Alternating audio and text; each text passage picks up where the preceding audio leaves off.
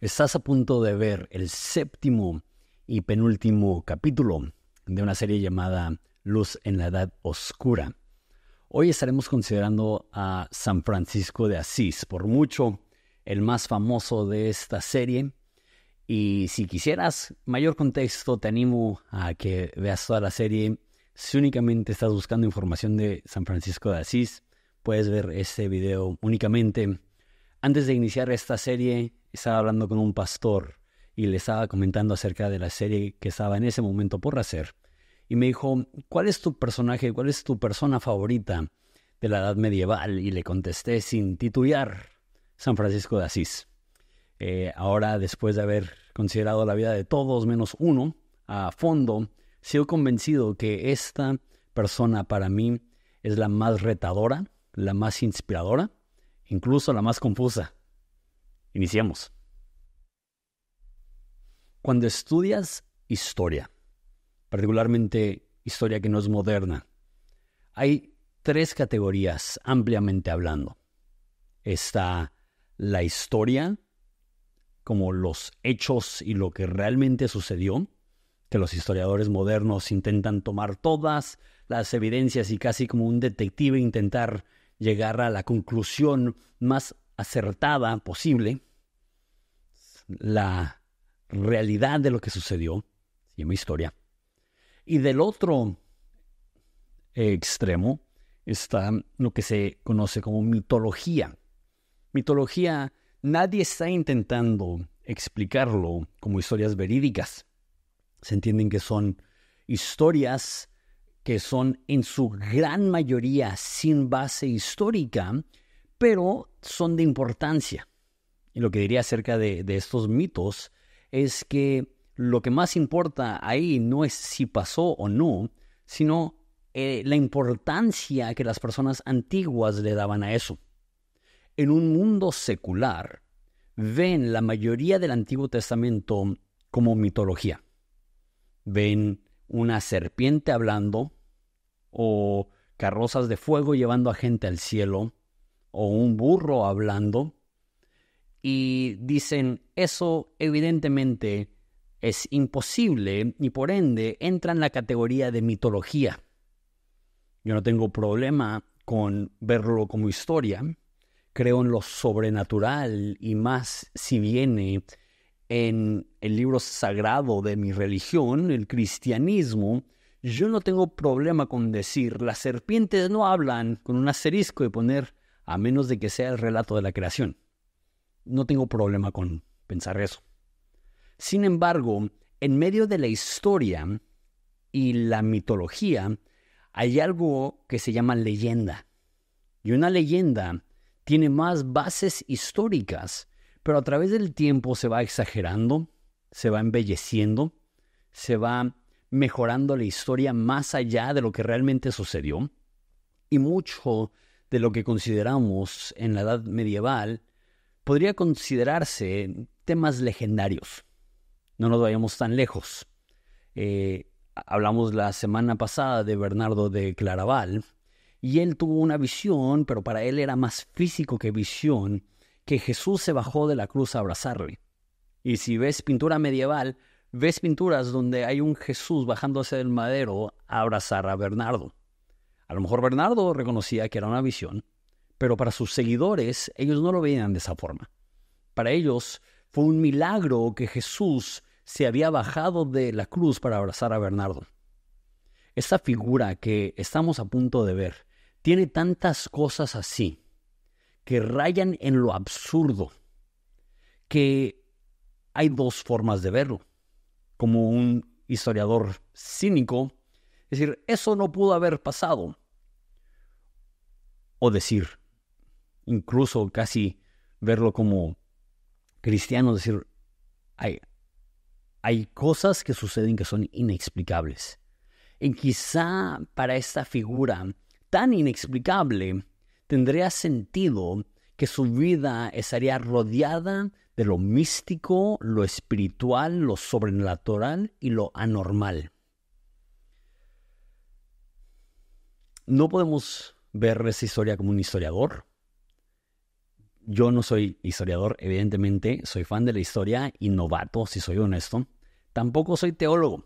Me gusta la teología y quizás sé más de teología que de historia, pero tampoco soy teólogo, soy amateur. Pero cuando veo esto, la parte fan de historia y la parte fan de teología tiene una pequeña lucha que tengo que aprender a soltar. Es decir, ok, déjaos un ejemplo, creo que ya estoy divagando un poco. Al final de la vida de Francisco de Asís, sube a un monte a orar y regresa de esa sesión de oración con heridas en las manos y en los pies y en el costado. Y tú dices, mito, leyenda. Pero sus seguidores dijeron que en los últimos 2 años de su vida no sanaron las llagas y le seguían sangrando. El Papa escribió de haber visto esas heridas. Ok, entonces nos convertimos en cínicos y decimos, hay de 2 sopas. O lo inventaron para engrandecer el mito de San Francisco, o San Francisco fue medio charlatán y subió al cerro y se hizo heridas él mismo. ¿O qué si por un momento soltamos todos estos filtros modernos que tenemos y simplemente vemos la historia como lo hubieran visto los primeros seguidores de San Francisco? Con asombro, con intriga, con ganas de aprender en vez de descifrar. Pocas personas en la historia del mundo le han dado un giro tan violento a la normalidad como Francisco de Asís. Si estás en Spotify no lo puedes ver, si estás en YouTube vi que la pantalla detrás de mí se desactivó, entonces así lo dejamos, no se preocupen. Pocas veces en la historia del mundo ha habido una persona que produjo un giro tan violento en el status quo. Obviamente Jesús lo hizo. Y yo diría Martín Lutero también. Pero después de Jesús, obviamente, y de Martín Lutero, creo yo que Francisco de Asís es la persona que retó la perspectiva y la normalidad cristiana más que cualquier otra persona. Fue un golpe al establecimiento religioso que produjo olas tan grandes que siguen repercutiendo y siguen teniendo un impacto difícil de calcular. G.K. Chesterton dijo esto, evidentemente usando hipérbole. Dijo, San Francisco es el único verdadero cristiano. A lo mejor está exagerando, pero después de considerar su vida a fondo, veo y digo, San Francisco tiene algo bello, complejo, hermoso, profundo. Veámoslo. San Francisco nació en una ciudad, obviamente llamada Asís, que es en Italia, y su papá era un vendedor de telas y de ropa. Ahora, algo que sucede en los tiempos de San Francisco es que hay un cambio del orden medieval que era una nobleza hiper mega rica y prácticamente el resto del mundo viviendo en pobreza absoluta.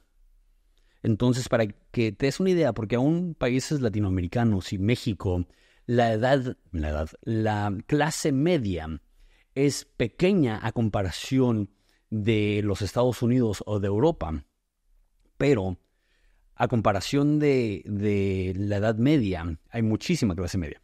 En la Edad Media, antes de los tiempos de San Francisco, tenías unas cuantas personas que eran como Bill Gates y Elon Musk o Carlos Slim, ¿no? Donald Trump, y el resto viviendo en pobreza absoluta, sin consumir suficientes calorías, a la merced de la nobleza. Eso había sido la realidad por cientos de años después del colapso del Imperio Romano del Occidente. Empezó a cambiar, donde había una nueva clase de personas que a través de, en gran parte por las cruzadas, que se abrieron canales de intercambio y ventas hacia el Oriente. De hecho, el famoso Marco Polo es más o menos de esta era, un poco antes. Pero personas que eran pobres de repente encuentran la forma de hacerse de dinero y hacerse ricos. Esa era la familia de San Francisco de Asís. Su papá, antes de San Francisco de Asís, último punto de este tema, la gente era lo que eran sus papás. Entonces, si tu papá era herrero, tus hijos eran herreros, tú eras herrero, tus nietos eran herreros. Pero a partir de la era de San Francisco de Asís, había una oportunidad para que la clase baja avanzara. El papá de San Francisco de Asís era así. Se había hecho muy rico. Para nuestros estándares, probablemente millonario. Para los estándares antiguos, la nobleza eran multimillonarios en dólares. Billonarios, hablando en inglés, de miles de millones. Entonces, la familia de San Francisco de Asís no estaba a ese nivel, no eran nobleza, no estaban asquerosamente ricos, pero tenían mucha lana. Entonces, Francisco se crió en un pueblo pequeño donde su papá probablemente era una de las personas más ricas. Él era guapo, apuesto, era extrovertido, era divertido y era la persona más popular de Asís. Era el vato fresa que llega a un bar y todas las personas, hey, yo les invito y así, la vida de la fiesta. Muy amado por las personas. Y él se lo creía, vestía de la mejor ropa, tenía los mejores lujos de la era, un mi reycito, si lo quieres ver así. Hasta que a los 20 años hubo una guerra entre Asís y un pueblo vecino y tuvo que ir a la guerra y Asís perdió y tomaron a Francisco como prisionero de guerra y lo tuvieron encarcelado más de un año. Entonces, Francisco en esta etapa estaba deprimido, estaba pasando por prisiones y cárcel y pasó de tener todo y ser, como digo, una persona adinerada, con lujos, a no tener absolutamente nada. Y ahí empezó a moverse algo en su cabeza. Después de un tiempo lograron liberar a Francisco de Asís de esa cárcel y él salió. Sin embargo, al salir había algo en su mente que no podía sacar de ahí. La vieja vida, la vida anterior, no le satisfacía. Entonces, él empezó a tomar un interés por los pobres, a querer ayudar a los pobres, a escuchar a los pobres, a relacionarse con pobres. Esto escandalizaba a su papá, que había hecho tanto para entrar a la clase media, que realmente era como clase alta, una vez más no al nivel de la nobleza, pero esa era gente que previamente sus padres y abuelos eran pobres y ahora están entrando en grandes fortunas, y Francisco juntándose con los mendigos, con los pobres. Hay una historia donde en esta revolución emocional, espiritual que tuvo Francisco, fue a Roma. Y llegando a Roma, en la iglesia de San Pedro, dio una ofrenda grande. Y se quedó pensando y dijo, ¿por qué no ayudo a los pobres? Viendo los edificios hermosos, todo el clero vestido de la mejor ropa. Entonces salió de ahí y ya había dado su dinero. Y busca al primer indigente y lo ve y recuerda, la familia de San Francisco se dedicaba a la venta de telas y ropa, que no es lo que es hoy en día. En la antigüedad la gente tenía una prenda que les duraba prácticamente toda la vida, y una de las formas que la clase alta lucía su ropa, eso quizás es parecido, pero a un extremo mucho mayor hoy en día, era su ropa. Así como hoy en día hay gente que tiene una chamarra que vale $2,000. Imagínate una chamarra que valiera hoy en día $100,000 o $200,000. Y tomas eso, y lo que hizo Francisco es que encontró a un indigente y le dijo, quiero darte mi ropa. Quizá algo que a nosotros nos ayudaría a entenderlo un poco más sería como si alguien tuviera un carro de $200,000 y va manejando y ve a una persona, un indigente, en una bicicleta que apenas avanza, y se baja y le dice, toma las llaves, es tuyo, y se queda con la bicicleta. Sería el mismo tipo de shock Y obviamente a esas alturas el papá ya estaba como que, ¿qué estás haciendo? Imagínate, ese carro no lo compró Francisco, no, esa ropa se la dio su papá. Y obviamente como vendedor exclusivo de ropas, quieres que tu hijo esté vestido de la mejor forma y de repente llega de Roma vestido de indigente. Una vez más, había una revolución en su mente. Toda su vida Francisco tuvo una repulsión por los leprosos. Pegado a Asís había una comunidad leprosa que al parecer era tanto el olor de ese lugar que antes de llegar a la aldea de leprosos lo podías oler. La carne que se estaba descomponiendo, quizás los muertos que estaban a medio enterrar. Algo que es difícil para nosotros. Si no has visto, googlea una foto de una persona que está muriendo de lepra. Se le caen la nariz, los dedos, las orejas, la barbilla. Es algo muy, muy, muy de miedo, honestamente. Entonces, Francisco tenía una fobia, como algunas personas tienen fobias a arañas o serpientes o alturas. A él realmente le daba mucha cosa. Entonces, él al sentir esto, dijo, ¿qué mayor servicio le puedo dar a Dios? Entonces, de ir a servir a los más necesitados. Y él empezó a ir a las colonias de los leprosos. Imagínate, eso sería como SIDA en los 60s, donde todo el mundo estaba preocupado. Pensabas que si compartías vaso con alguien que tenía SIDA, te lo podía pegar y había una preocupación. Él empezó a trabajar con los leprosos. Y hay una historia donde, y he visto diferentes fuentes, quién sabe cuál es, he leído 3 cosas, que tomó un leproso de la mano y le dio un beso en la mano. También leí que se lo dio en el cachete, incluso vi uno que se lo dio en los labios. Entonces él estaba tomando su fobia que tenía y yendo directamente a enfrentarse a esa fobia. Entonces, durante ese tiempo, seguía confundido porque seguía viviendo con su papá, viendo la opulencia, pero con un pesar muy grande por los pobres y los necesitados. Y empezó a orar y meditar en una iglesia llamada San Damiano. En la iglesia de San Damiano, un día escuchó una voz que le dijo simplemente, edifica mi iglesia.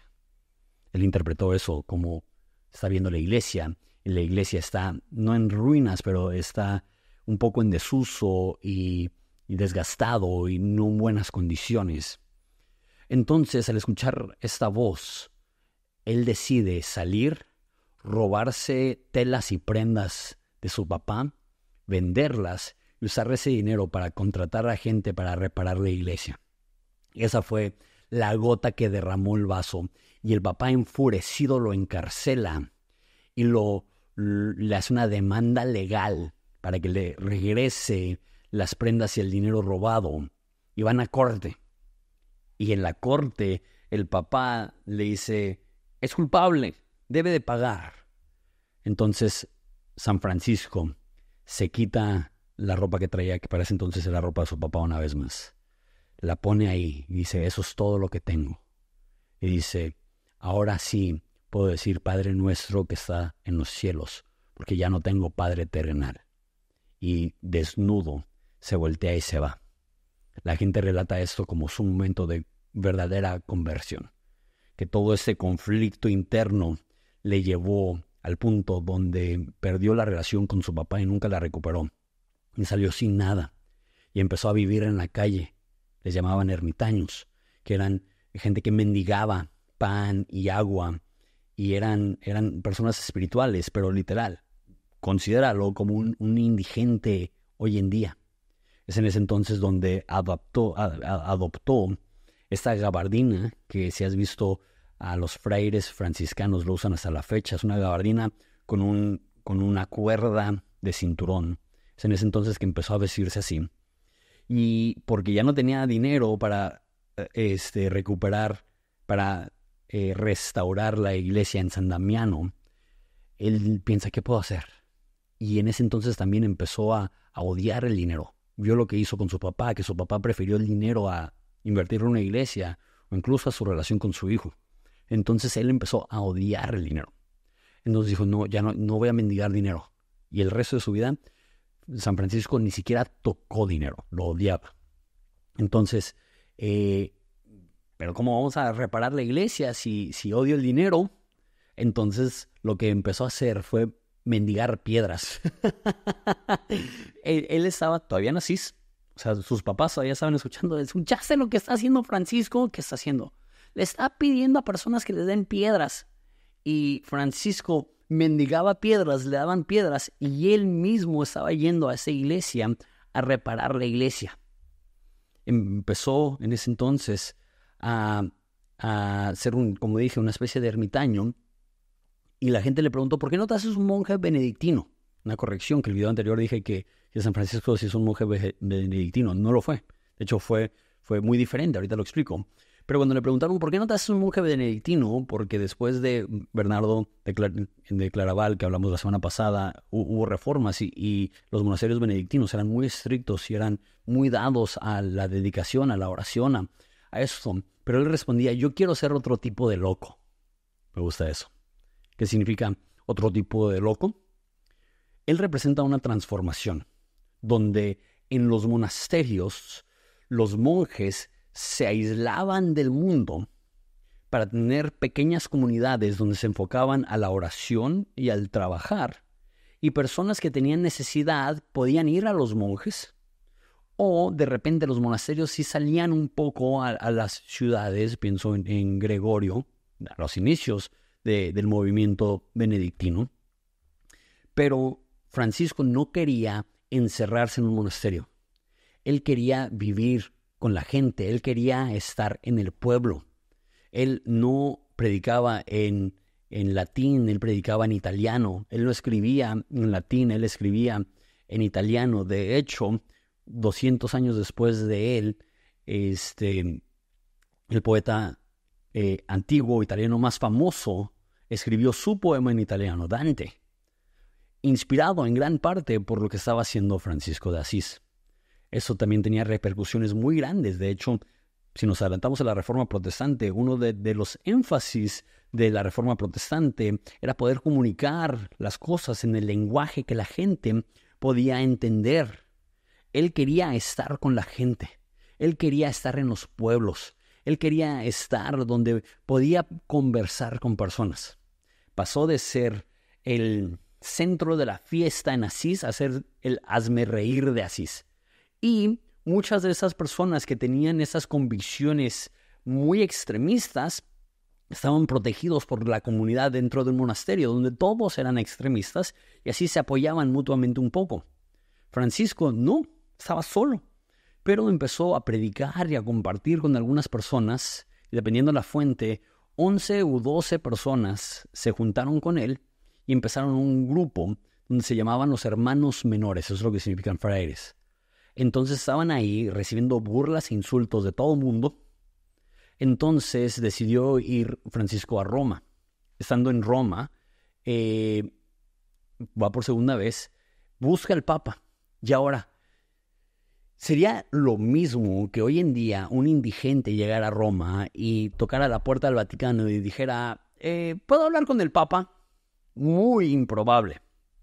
Quizá no tan improbable como eso que pinto, porque en ese momento sí estaba el obispo de Asís ahí y el obispo de Asís lo conocía, pero Asís es un pueblo pequeño.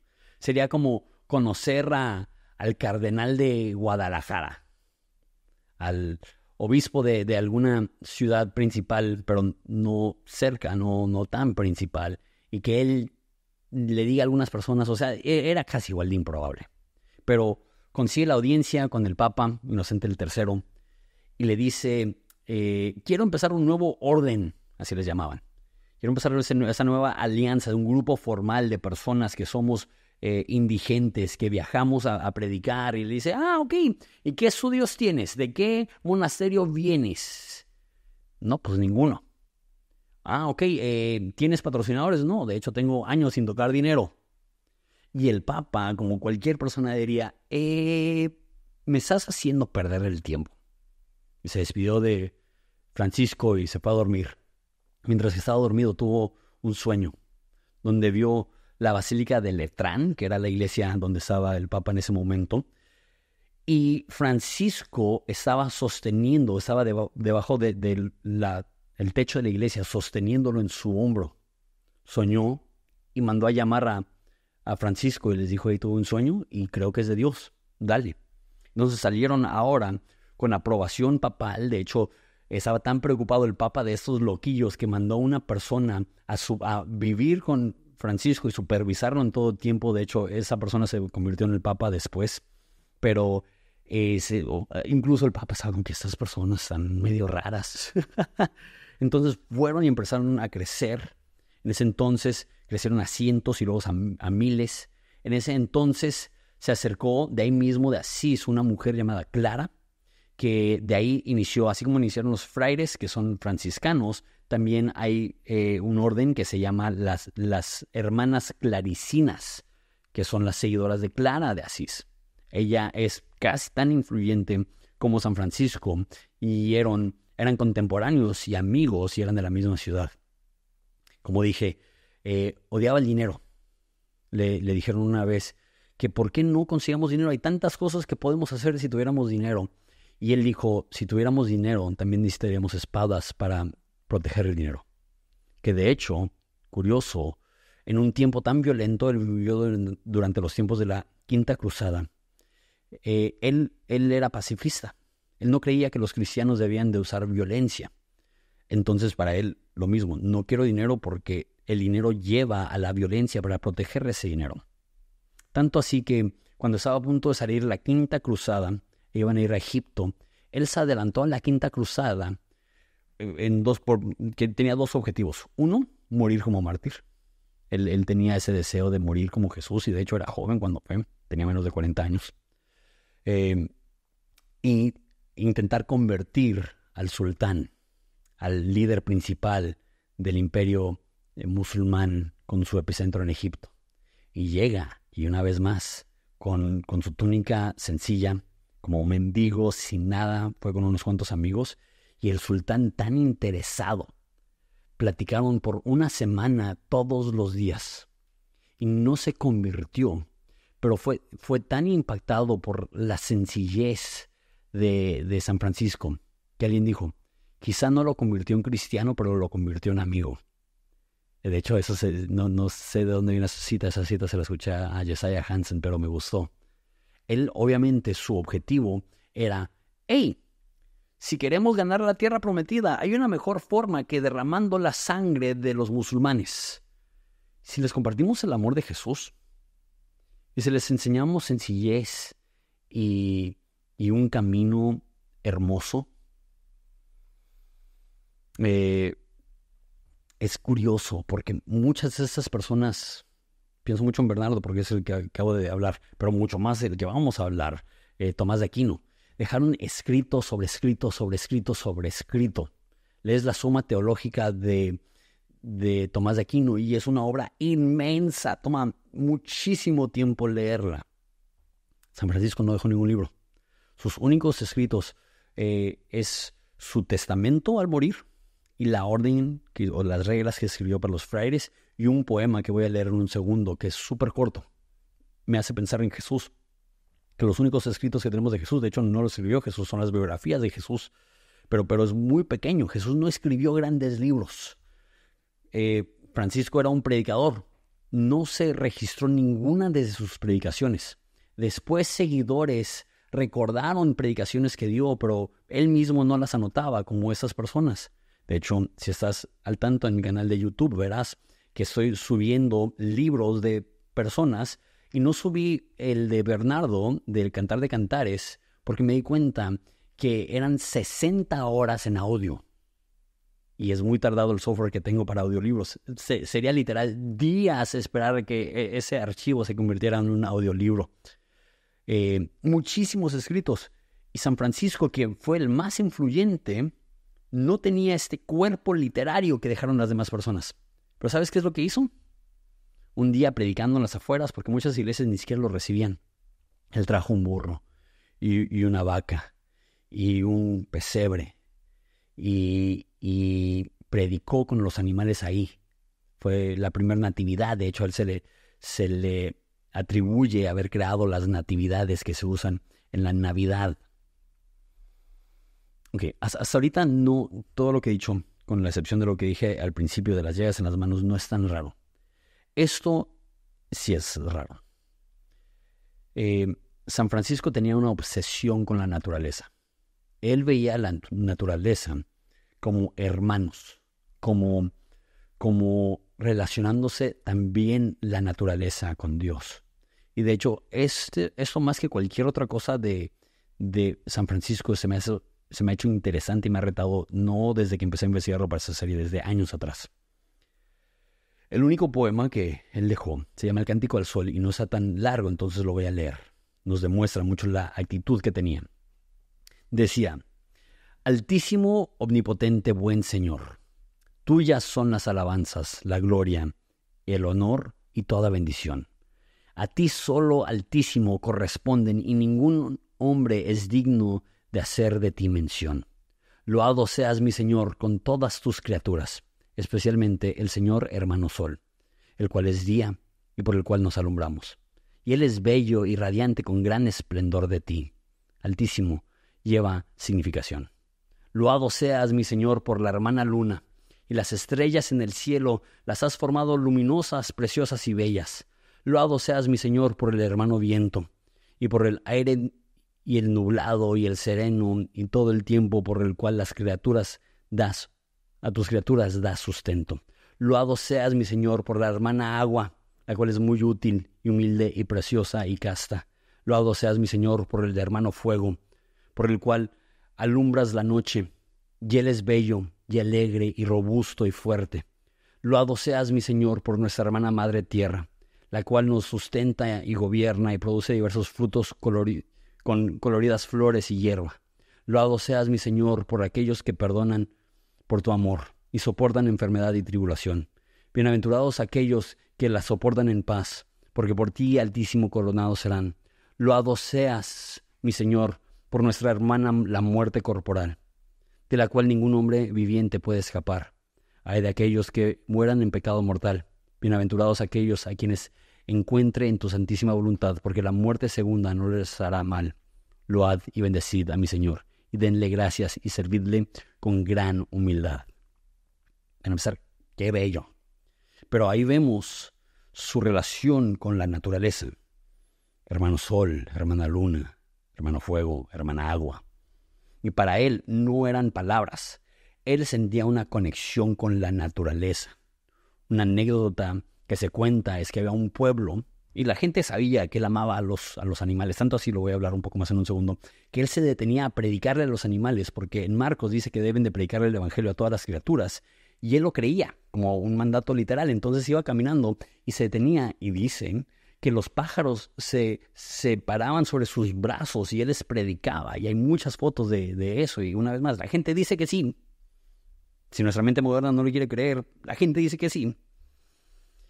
Hay una historia famosa donde había un lobo que se estaba comiendo las ovejas de un pueblo y sabían el amor que Francisco tenía. Entonces le pidieron que fuera a hablar con el lobo. Entonces Francisco fue y se sentó con el lobo y le dijo: mira, lobo, no puedes estar comiendo esto, pero si quieres le puedo pedir a los del pueblo que te alimenten.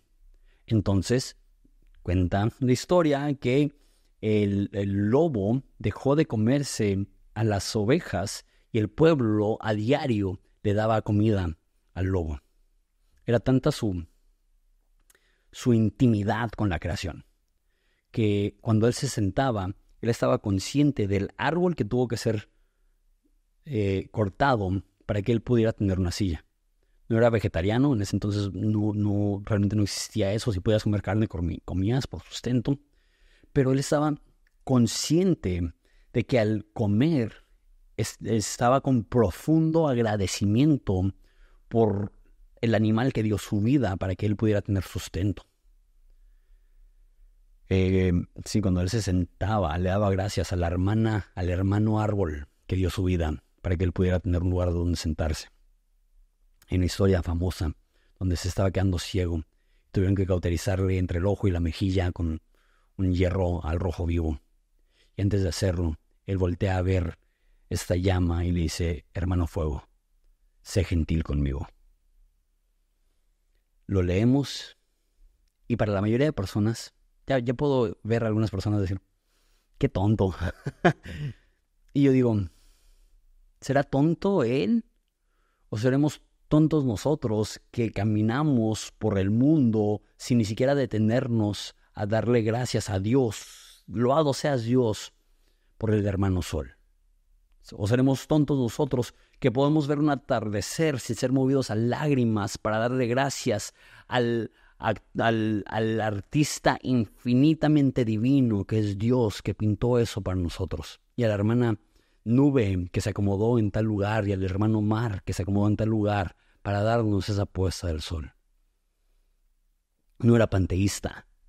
Si sabes que es panteísta, ¿no? Panteísta es que crees que Dios habita en todas las cosas, que ahorita estoy en mi oficina, que la computadora, aquí está Dios, y este es micrófono Dios, y este es vaso de agua Dios. No, por eso les llamaba hermanos. Pero si había una conexión ahí extrema. Y una vez más, tú podrías decir, ¿y eso qué tiene que ver con el cristianismo? Y eso es precisamente la razón que Francisco me inspira y me reta tanto. Porque veamos a Jesús. Creo que el cristianismo ha sido tan influenciado por Pablo que no están peleados, pero son estilos bien diferentes. Pablo es tan doctrinal y tan estructurado. Jesús caminaba y dijo, miren las flores del campo. Y G.K. Chesterton dijo, fácilmente nos podríamos imaginar a Jesús diciendo, mira a la hermana flor, considera al hermano pájaro, que no ciegan ni cosechan, pero no se preocupan. Dios así se preocupa por ustedes, más de lo que se preocupan por un pájaro. Tantas anécdotas de Jesús que tienen sus raíces en la naturaleza, que sí te pone a pensar. Con razón, G.K. Chesterton lo dice tan extremo. El único cristiano. No lo dice en serio porque él se consideraba cristiano. No creo que está diciendo que todos los demás no son cristianos. Pero lo que está diciendo es, hay algo en San Francisco de dormir en la calle. Jesús dijo, el Hijo de Hombre no tiene dónde descansar la cabeza. De que le pedían que pagara impuestos y decía, ve a buscar un pescado y sácale una moneda de la boca, porque Jesús vivió en una pobreza extrema y absoluta. Y los monasterios se hicieron tan sistemáticos y Francisco quería hacer otro tipo de loco, donde él no poseía nada y lo único que poseía era intimidad con Dios y era agradecimiento. Cuentan las anécdotas que era la persona más feliz, que siempre estaba sonriendo. ¿Qué tan alegre tienes que ser para estar caminando y que los animales se te acerquen y que les prediques? Y al parecer él creía que sobrenaturalmente lo podían entender. Entonces les predicaba y les hablaba de Jesús y les decía que Jesús murió por ellos también. Y una vez más, puedes creer que eso es loco o puedes leer, incluso Pablo que acabo de citar, que es más doctrinal y más estructurado que Jesús, pero Pablo dijo que la creación aún gime esperando la revelación de los hijos de Dios, donde toda la creación va a ser redimida. Y cuando Jesús dice donde Juan dice que Dios amó tanto al mundo, la palabra es cosmos. No dice Dios amó tanto a las personas, aunque obviamente las personas es el epicentro del enfoque de Dios. Pero Dios también ama a las aves. Y Dios también ama el pasto. Y Dios también ama a las criaturas. Dios también ama al mar y al sol. Por eso, para citar a C.S. Lewis, Dios cantó y creó la creación a través del canto. Y lo dice C.S. Lewis en las Crónicas de Narnia, pero si ves Génesis 1, está estructurado como un poema antiguo hebreo. Eso no es hipérbole. La creación fue creada con un poema. Y creo, y estoy hablando más a mí, somos propensos a hacer el cristianismo una obra del intelecto y no una obra de la experiencia. Y eso es peligroso. Al final de su vida, San Francisco subió a un cerro a orar. Y mientras estaba orando, le salieron lo que se llaman las estigmas, que eran heridas en las manos, en el costado y en los pies. Una vez más, personas dieron fe de esto, que lo vieron. Después de que él murió, construyeron una iglesia en Asís y lo llenaron de arte y hubo un pequeño renacimiento de arte.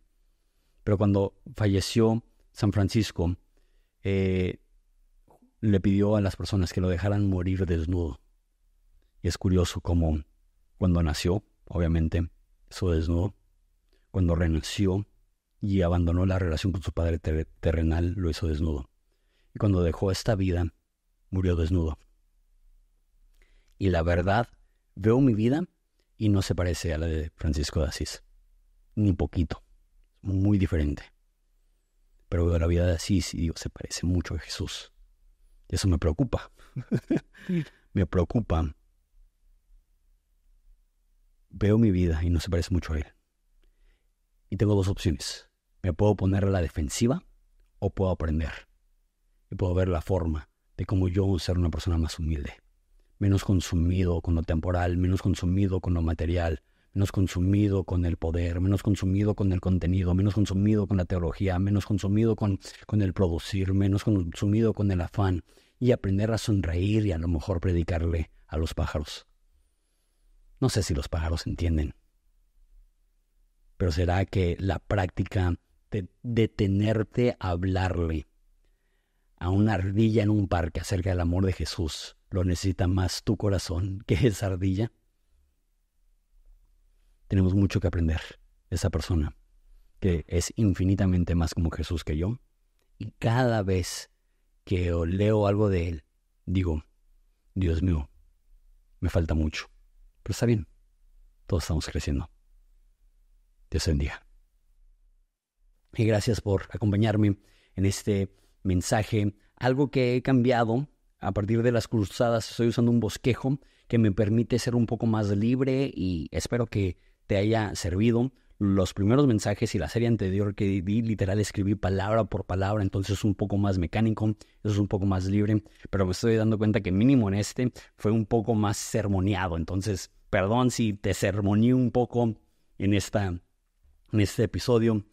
Gracias por tu tiempo. Si quisieras apoyar, como siempre, ayuda muchísimo darle like. Entonces dale like, toma un segundito, deja un comentario, aunque sea un emoji, nada más. Y si estás en Spotify, gracias por tu tiempo también ahí. Me encanta que en YouTube, como el 20-25% de la gente lo ve completo, el 80% de la gente lo ve completo en Spotify. Entonces, más comprometida la gente de Spotify. Si puedes dejar una valoración, ayuda muchísimo.